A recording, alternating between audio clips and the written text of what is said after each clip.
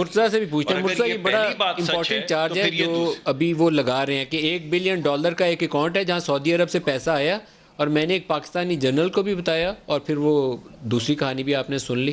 یہ الزام تراشی بڑی سنگین نوعیت کی ہے کہ کٹ مانگا جا رہا ہے. وہ پرانے تو پولیٹیکل لوگوں کے بھی نام ہیں، لیکن یہ والا تو اس سے بھی بڑا چارج ہو گیا.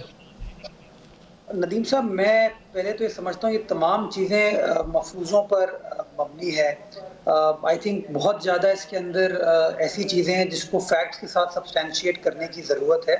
لیکن یہ تمام کہانی ایک چیز تو بڑا کلیئر کرتی ہے کہ ماضی کی حکومتوں نے بھی جن لوگوں نے اکاؤنٹیبلٹی ایجنڈا عوام کے سامنے رکھا تھا، انہوں نے سیاسی مقاصد کے لیے اکاؤنٹیبلٹی کے ایجنڈے کو پرسو کیا، اور موجودہ حکومت جو ہے خان صاحب کی، اس کے بارے میں بھی، شہزاد اکبر صاحب کے بارے میں بھی بڑے ایسپرژنز انہوں نے کاسٹ کیے ہیں. تو میں سمجھتا ہوں کہ جن لوگوں کے بارے میں بات کی جا رہی ہے جو آج موجود ہیں، حاضر ہیں حکومت میں سمجھتا ہوں زیادہ بہتر جواب آپ کو ان سے مل پائے گا.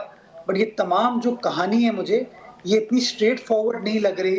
میں اس کی ٹائمنگ بڑی مجھے دلچسپ لگتی ہے کہ why all of a sudden 2020-21 میں یہ معاملہ سرفیس پہ آتا ہے. شہزاد اکبر صاحب کیوں ان کے ساتھ انگیج کر رہے تھے، کن پیسوں کی بات ہو رہی تھی، شہزاد اکبر صاحب ابھی کس طرح کے الزامات ان کے اوپر لگا رہے ہیں، اور موسوی صاحب نے ابھی آپ کے پروگرام پہ جس طرح کی باتیں شہزاد اکبر صاحب کے حوالے سے کی ہے، that also says a lot.